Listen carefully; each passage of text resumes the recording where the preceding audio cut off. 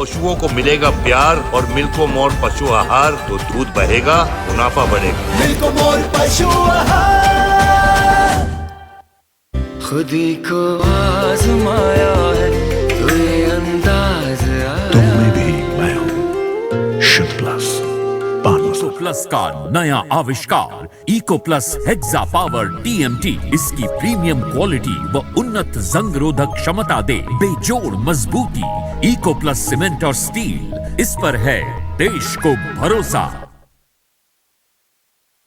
और मैं हूं आपके साथ सत्यम गौर। हरिद्वानी नैनीताल बैंक ने अपने ग्राहकों को मिलने वाली सुविधाओं में महत्वपूर्ण गुणवत्ता प्रदान करने के उद्देश्य से पूर्ववर्ती CBS प्लेटफॉर्म को उच्चीकृत किया है और बैंक ने न्यूनतम CBS प्लेटफॉर्म फिटनेकल पर अपने ग्राहकों को सुविधाएं देना शुरू कर दिया है। साथ ही बैंक ने अपने data centre, data recovery centre की गुणवत्ता में सुधार किया है ताकि बैंक का संपूर्ण डाटा उच्चीकृत प्लेटफॉर्म पर सुरक्षित सह सके। ऑपरेटिंग सिस्टम होता है हमारे हर किसी बैंक में कोर बैंकिंग सॉल्यूशन, जिसमें हम लोग अपना बैंक का कार्य करते हैं। अभी तक बैंक के पास जो CBS सिस्टम था वो लगभग 12 साल पुराना था और समय के साथ ज़रूरत थी कि उसको हम चेंज करें। तो इसीलिए हम लोगों ने ये नया state of the art system लाने के अपने बैंक में एक परियोजना हम लेके आए थे और आज हमें खुशी है कि 2 साल के तक प्रयास और मेहनत के बाद हमारे इस बैंक ने और यहाँ के लोगों ने मिलकर इसको सफल बनाया और कल हम लोग फिनेकल 10 में लाइव हो गए। और आगरा से बड़ी खबर सामने निकल कर आ रही है। आगरा में युवक की पीट कर हत्या कर दी गई है। 3 दोस्तों ने युवक को बेरहमी से पीटा है और बीते 12 फरवरी को हुई थी मारपीट और इलाज के दौरान युवक की मौत हो गई है। हत्याकांड में एक आरोपी को गिरफ्तार कर लिया गया है। 2 युवक फरार बताए जा रहे हैं। सदर थाना क्षेत्र का यह पूरा मामला है। बड़ी और अहम जानकारी आप तक पहुंचा रहे हैं। आपको बताते चले कि आगरा में एक युवक की पीट कर हत्या कर दी गई है। 3 दोस्तों ने युवक को बेरहमी से पीटा था, जिसके बाद घायल युवक को अस्पताल में इलाज के लिए भर्ती किया गया था। 12 फरवरी को यह मारपीट हुई थी और इलाज के दौरान युवक ने अब दम तोड़ दिया है। हत्याकांड में पुलिस ने एक आरोपी को गिरफ्तार कर लिया है, जबकि 2 आरोपी फरार चल रहे हैं। सदर थाना क्षेत्र का यह पूरा मामला बताया जा रहा है। खबर पर ज्यादा जानकारी के साथ हमारे संवाददाता मोहसिन खान जुड़ गए हैं। मोहसिन खान, यहाँ पर मारपीट के दौरान एक युवक की मौत हो गई है इलाज के दौरान, क्या कुछ पूरा मामला है? इस पूरे मामले को लेकर कितने लोगों की गिरफ्तारी हुई है अभी तक?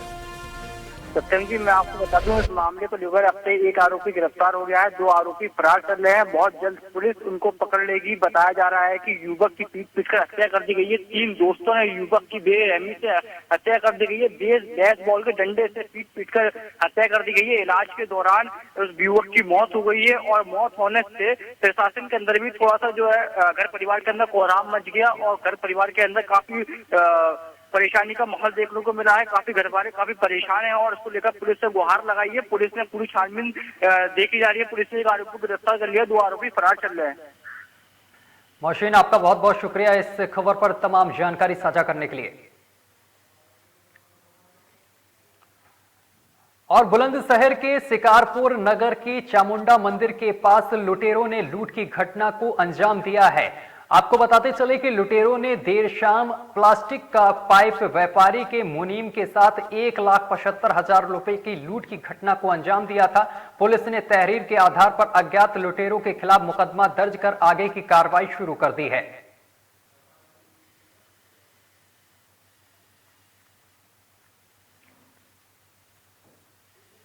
तो आपको बताते चले कि मुनीम के साथ 1,75,000 रुपए की अज्ञात बदमाशों ने लूट की है, जिसको लेकर पुलिस पूरे मामले की जांच पड़ताल कर रही है। कई टीमें गठित कर दी गई हैं आरोपियों की गिरफ्तारी के लिए। तो बड़ी और अहम जानकारी आप तक पहुंचा रहे हैं, जहां पर आपको बताते चले कि बदमाशों के हौसले बुलंदशहर में बुलंद हैं। और खबर पर ज्यादा जानकारी के साथ बुलंदशहर से हमारे संवाददाता कदीम खान हमारे साथ जुड़ गए हैं। कदीम, बुलंदशहर में बदमाशों के हौसले इस कदर बुलंद हैं कि 1,75,000 रुपए की लूट की घटना सामने निकल कर आई है। इस खबर पर क्या कुछ अपडेट है? बिल्कुल सत्यम जी, मैं आपको बता दूं कि बुलंदशहर के शिकारपुर नगर की चामुंडा मंदिर के पास जो कि लुटेरों ने एक बड़ी वारदात को अंजाम दिया है, जो कि देर शाम प्लास्टिक पाइप व्यापारी मुनीम से 1,75,000 रुपए की लूट जो कि प्लास्टिक पाइप व्यापारी के मुनीम से की है, जो जिसमें जितेंद्र शर्मा रुपयों का जो कलेक्शन करके गाजियाबाद को लूट रहे थे, गाजियाबाद को लौट रहे थे, वही लुटेरों ने घटना को अंजाम दिया है। जी, इस पूरे मामले को लेकर अभी तक कोई गिरफ्तारी हो पाई है? पुलिस की कार्रवाई कहां तक पहुंची है? बिल्कुल, अगर हम पुलिस कार्रवाई की बात करें सत्यम जी, तो पुलिस जो है वो लगातार अभी तक किसी भी बदमाश को गिरफ्तार नहीं कर पाई है, लेकिन कहीं ना कहीं लगातार पुलिस का दावा है कि जो आसपास के सीसीटीवी कैमरे लगे हुए थे उनको खंगालने में पुलिस लगी हुई है, और उनके आधार पर जैसे ही कोई भी सुराग मिलता है बदमाशों का, तो उनके आधार पर आगे की कार्रवाई की जाएगी। जी कदीम, बहुत बहुत शुक्रिया तमाम जानकारी साझा करने के लिए। इस वजह से थाने में आना पड़ा। तो पेमेंट लेकर जा रहा था, रास्ते में मैं ट्री में बैठा हुआ था, बदमाश आया और बैग छीन के ले गया। 1.5-2 के करीब अभी तो कुछ नहीं, अब तो FIR दिलवाई गई है। और कासगंज के कर्नलगंज में भाजपा और समाजवादी पार्टी के समर्थकों के बीच मारपीट हुई है। कोतवाली कर्नलगंज के कस्बे का यह पूरा मामला बताया जा रहा है। पुलिस ने दोनों पक्षों की तरफ से केस दर्ज कर लिया है। मारपीट के बाद एक पक्ष गिरफ्तारी की मांग पर अड़ा हुआ है और कोतवाली के बाहर धरना प्रदर्शन किया जा रहा है। तो अहम जानकारी आप तक पहुंचा रहे हैं, जहां पर आपको बताते चले कि भारतीय जनता पार्टी और समाजवादी पार्टी के समर्थकों के बीच मारपीट हुई है, जिसके बाद पुलिस ने दोनों पक्षों को सुनते हुए मामला दर्ज कर लिया है। फिलहाल एक पक्ष थाने के बाहर धरने पर बैठ गया है और गिरफ्तारी की मांग कर रहा है। तो कासगंज से अहम खबर आपको बता रहे हैं, तीसरे चरण का चुनाव होना है और उससे पहले मारपीट की एक खबर सामने निकल कर आई है, जहां पर समाजवादी पार्टी के कार्यकर्ता और इसके साथ बीजेपी के जो समर्थक हैं, इनके बीच में झड़प हुई है, मारपीट हुई है, जिसके बाद पुलिस सूचना पर पहुंची है। पुलिस ने मामला दर्ज कर लिया है और इसके बाद मामला तूल पकड़ा है। और इस पूरे मामले के बाद एक पार्टी के कार्यकर्ता थाने के बाहर धरने पर बैठ गए हैं और गिरफ्तारी की मांग कर रहे हैं। तो तस्वीरें हम आपको दिखा रहे हैं लगातार, जहां पर आपको बताते चले कि दो पार्टियों के बीच मारपीट हुई है। समाजवादी पार्टी के समर्थक और बीजेपी के समर्थकों के बीच झड़प हुई और मारपीट में तब्दील हो गई, जिसके बाद पुलिस ने दोनों पक्षों से मामला दर्ज कर लिया है।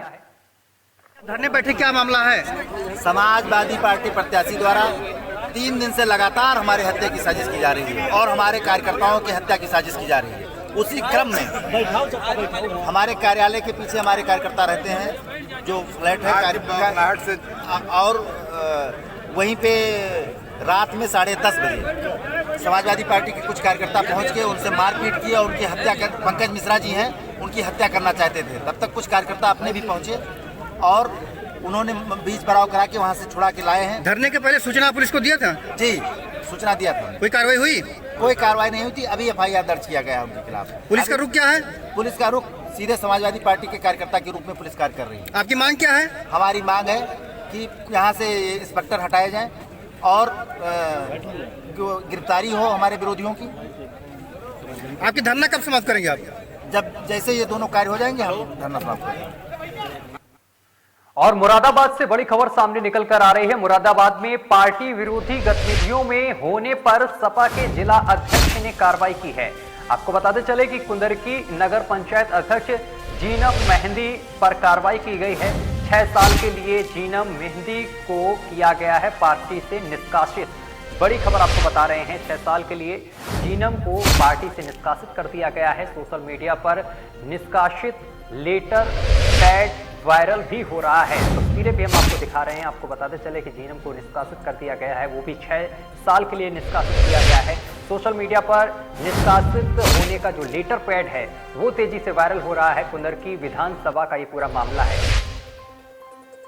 और इस खबर पर ज्यादा जानकारी के साथ हमारे संवाददाता वाजिद कुरैशी जुड़ गए हैं। वाजिद, यहाँ पर एक लेटर वायरल हो रहा है जिसमें कि जीनम को 6 साल के लिए निष्कासित कर दिया गया है। आखिर किस कारण निष्कासित किया गया है, पूरा मामला क्या है, विस्तार से बताइए।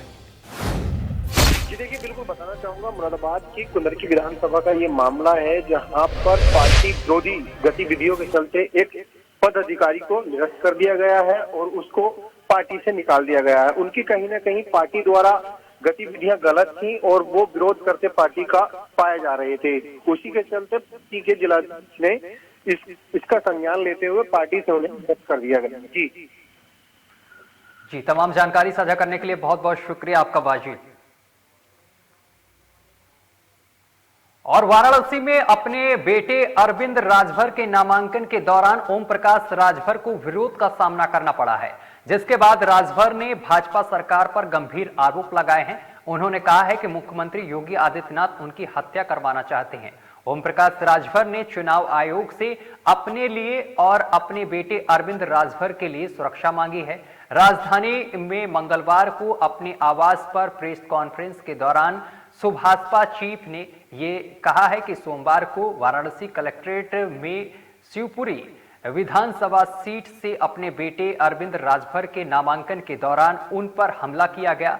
उन्होंने कहा है कि योगी आदित्यनाथ जी मुझे मरवाना चाहते हैं। भाजपा और योगी जी के गुंडे वहां काले कोट में भेजे गए थे।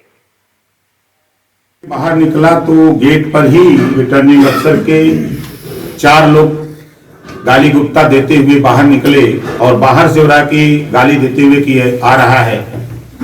और जब हम लोग नीचे उतरे सीढ़ी से तो वहीं सैकड़ों लोग बैरिकेटिंग पर चढ़ करके कोई कॉलर पकड़ रहा है, कोई हाथ चला रहा है, कोई कुछ कर रहा है। इसी तरह हम लोग बच करके वहां से आए। योगी जी हमारी हत्या कराना चाहते हैं। ये इनके गुंडे जो बनारस भेजे गए थे, कुछ तो काले, कुछ हमारे काली कोट में भारतीय जनता पार्टी के गुंडे, योगी जी के गुंडे थे। कुछ जो है भारतीय जनता पार्टी के बाहर से लोग गए हुए थे।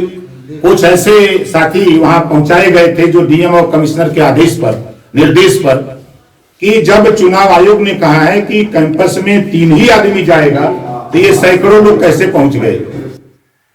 और इसी के साथ बुलेटिन में मेरे साथ अभी के लिए बस इतना ही। देश दुनिया की तमाम खबरें देखने के लिए देखते रहिए लोकमंच न्यूज।